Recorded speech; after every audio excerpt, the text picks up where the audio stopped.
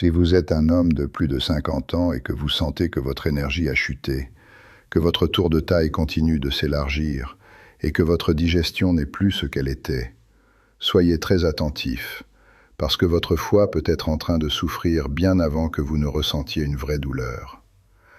La plupart des hommes ne pensent jamais à leur foie jusqu'au jour où un médecin mentionne des enzymes élevées sur une prise de sang, ou qu'une échographie montre de la graisse là où elle n'a rien à faire. À ce stade, le problème s'est souvent installé depuis des années. La bonne nouvelle, c'est que le foie est l'un des organes les plus résilients du corps humain. Il peut récupérer. Mais il ne récupérera pas parce que vous espérez qu'il le fasse. Il récupère quand vous arrêtez de le saturer et que vous commencez à lui donner ce dont il a réellement besoin. Je m'appelle Philippe Moreau. J'ai passé 18 ans chez les chasseurs alpins et je vais vous dire quelque chose que j'ai dû apprendre de manière brutale. La discipline à l'entraînement ne garantit pas automatiquement une bonne santé intérieure. À 48 ans, j'avais encore l'air solide de l'extérieur, mais ma tension montait, mes marqueurs de stress étaient mauvais, et mon métabolisme prenait une direction dangereuse. Alors, quand je parle de santé métabolique, d'insuline, de graisse abdominale et de fonction hépatique, je ne parle pas seulement de théorie. Je parle d'expérience, de bilan sanguin et de corrections bien réelles. Allons droit au but. Votre foie est un centre de commande métabolique. Il traite les nutriments, aide à réguler la glycémie, conditionne les graisses, élimine des déchets, soutient l'équilibre hormonal et aide votre système digestif à faire son travail. En langage simple, c'est l'un des organes qui travaille le plus dans votre corps. Et quand il est surchargé, les effets se répercutent partout. Vous vous sentez fatigué, vous stockez davantage autour de la taille, vous avez le cerveau embrumé après les repas, votre appétit devient plus instable, vos analyses se dégradent. Et comme tout cela arrive lentement, la plupart des hommes se disent simplement que c'est l'âge. Très souvent, ce n'est pas l'âge, c'est la surcharge. Voilà la vérité. L'alimentation moderne facilite énormément le fait d'inonder le foie chaque jour.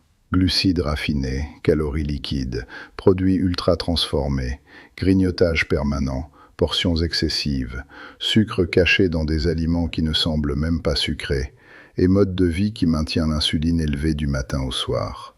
Cet ensemble pose un vrai problème. Parce que lorsque votre corps reçoit plus de glucides rapides qu'il ne peut en utiliser, le foie doit gérer le surplus.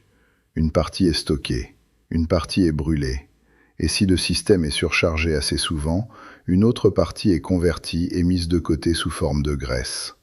Pas sous la peau, dans le foie lui-même. C'est ainsi que beaucoup d'hommes finissent avec un foie gras sans même s'en rendre compte. Et non, il ne s'agit pas seulement d'alcool. Je veux le dire clairement.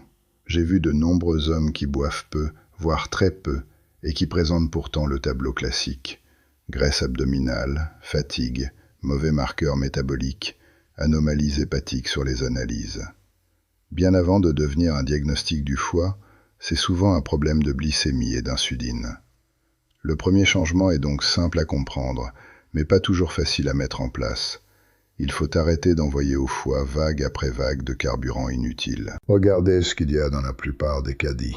Pain, céréales, viennoiseries, chips, biscuits apéritifs, yaourts sucrés, barres dites santé, assiettes énormes de pâtes ou de riz avec presque pas de protéines, boissons sucrées, jus de fruits traités comme de l'eau, puis un dessert par-dessus. Des hommes me disent « Philippe, je ne mange pourtant pas si mal ». Puis ils me décrivent une journée type et c'est du glucide sur du glucide sur du glucide, avec très peu de fibres, pas assez de protéines et aucune vraie structure. Ce schéma compte, parce qu'à chaque montée brutale de glucose, l'insuline doit intervenir pour limiter les dégâts. De temps en temps, c'est la vie. Toute la journée, tous les jours, c'est un système sous pression. Et quand le foie passe son temps à gérer un surplus permanent, il ne fait plus efficacement le reste de son travail. Je ne suis pas là pour vous faire un discours absurde, tout ou rien. Je ne vous dis pas que les glucides sont mauvais par nature. Je vous dis que l'excès, surtout l'excès raffiné, est un problème. La nuance est immense. Le corps peut très bien gérer des glucides intelligemment choisis. Ce qu'il gère mal, c'est la surcharge chronique. Alors que faire? Vous commencez à manger comme un homme qui veut une énergie stable, une meilleure glycémie et un foie qu'on laisse enfin respirer. Cela veut dire des repas construits d'abord autour des protéines. Cela veut dire que les légumes apparaissent régulièrement, pas par accident. Cela veut dire que les fibres cessent d'être une arrière-pensée. Cela veut dire réduire franchement les aliments transformés riches en glucides qui apportent des calories sans apporter grand-chose d'autre. Cela veut dire être honnête sur le sucre liquide. Et cela veut dire laisser au corps des fenêtres où il ne passe pas son temps à digérer. Vous n'avez pas besoin d'être parfait. Vous avez besoin de moins d'agression métabolique. L'une des plus grosses erreurs chez les hommes de plus de 50 ans, c'est d'avoir peur des mauvais aliments. Ils s'obsèdent sur les œufs, la viande rouge ou certains produits plus gras consommés raisonnablement, tout en ignorant le vrai schéma qui les abîme. Alimentation transformée en continu, grignotage constant, demande insulinique permanente. Le contexte compte. Un vrai repas avec protéines, légumes, bonne graisse et glucides maîtrisés n'a rien à voir avec une vie construite sur des tartines, des céréales, des bars, du snacking et des plats pris à l'extérieur. Le foie aime la stabilité. Il aime les repas prévisibles. Il aime les nutriments. Il aime moins d'inflammation. Il aime moins de chaos. Parlons maintenant d'une catégorie d'aliments qui peut soutenir ce processus. Les aliments végétaux riches et amers. Pas de magie, pas de remède miracle, des outils de soutien. Ce n'est pas la même chose.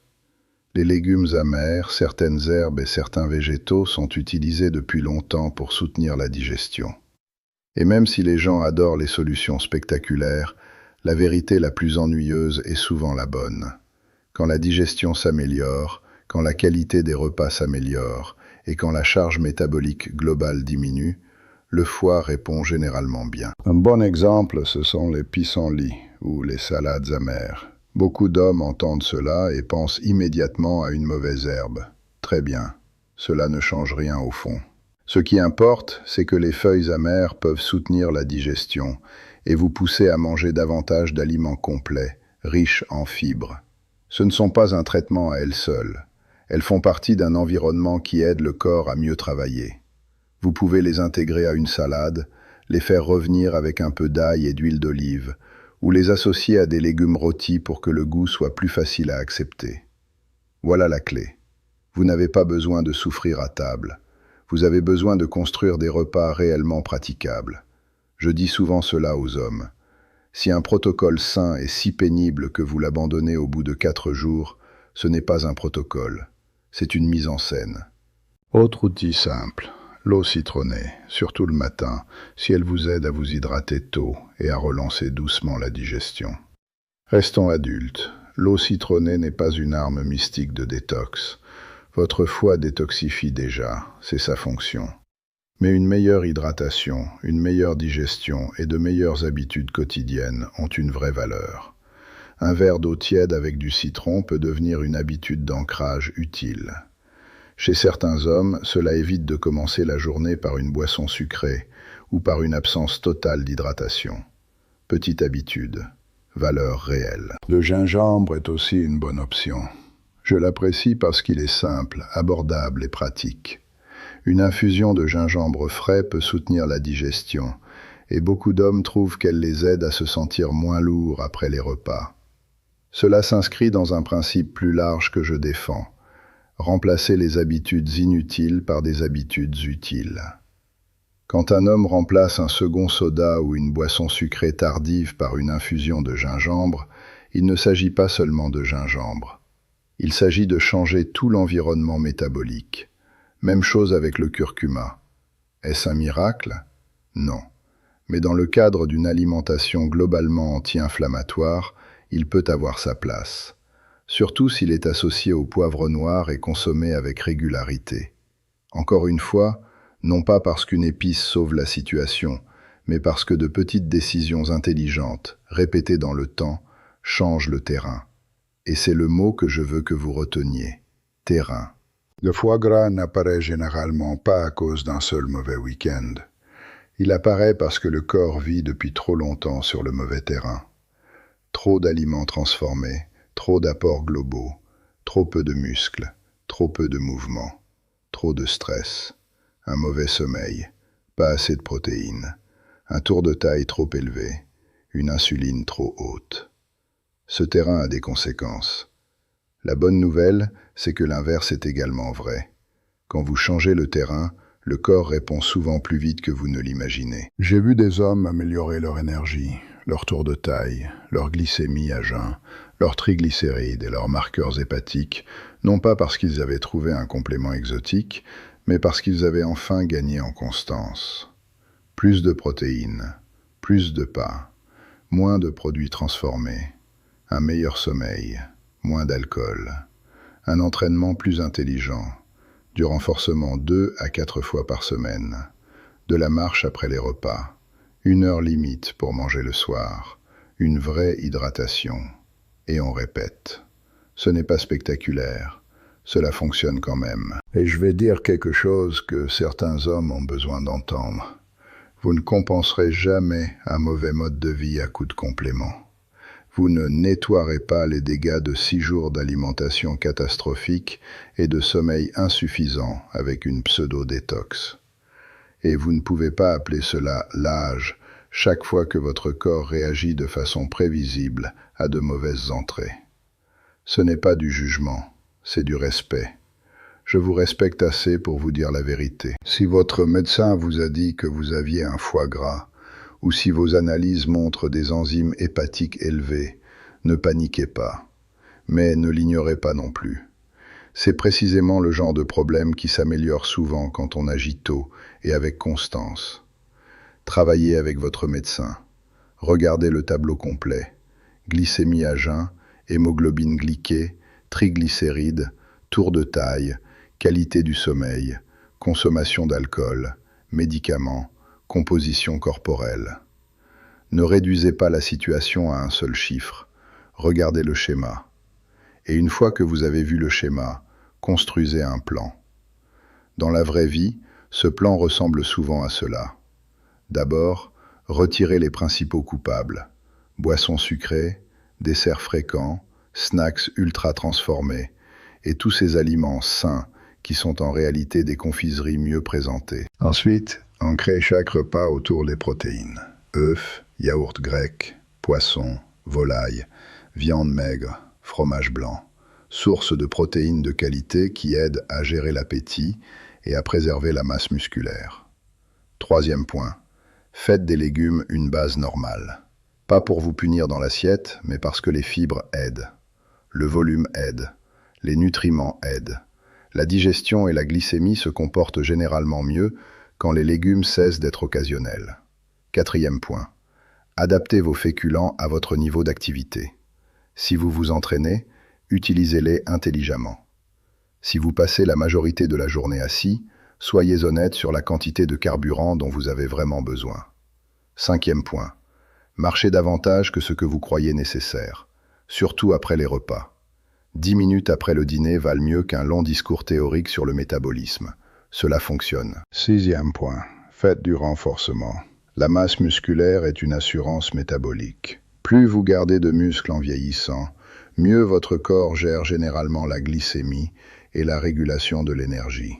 Pour la santé du foie, c'est plus important que beaucoup d'hommes ne l'imaginent. Septième point, dormez comme si cela comptait, parce que c'est le cas. Un mauvais sommeil augmente la faim, le stress, l'insulinorésistance et les mauvaises décisions. Si votre sommeil est cassé, tout votre plan de santé fuit par le bas. Et enfin, arrêtez de chercher des raccourcis tout en ignorant l'évidence. Je sais que cette phrase pique certains hommes, c'est normal. Parce que le corps que vous aurez à 60 ans, c'est celui que vous construisez par vos choix aujourd'hui. Pas par les choix que vous faites seulement quand la motivation est haute. Par les choix que vous répétez quand personne ne regarde. Si vous voulez une routine quotidienne simple de soutien, en voici une version directe. Réveillez-vous et hydratez-vous. Prenez un petit déjeuner riche en protéines, ou retardez volontairement votre premier repas si cela vous convient, mais pas par négligence. Bougez tôt dans la journée si possible. Construisez le déjeuner et le dîner autour de protéines et de légumes. Utilisez des choses comme l'eau citronnée, l'infusion de gingembre, les légumes amers, les herbes et les aliments complets comme outils de soutien, pas comme promesse miracle. Marchez après les repas. Faites du renforcement plusieurs fois par semaine. Gardez un sommeil régulier. Faites cela pendant des semaines, pas pendant 3 jours, puis observez ce qui se passe. L'énergie remonte. La graisse abdominale commence à bouger. La digestion devient plus stable. Les envies se calment.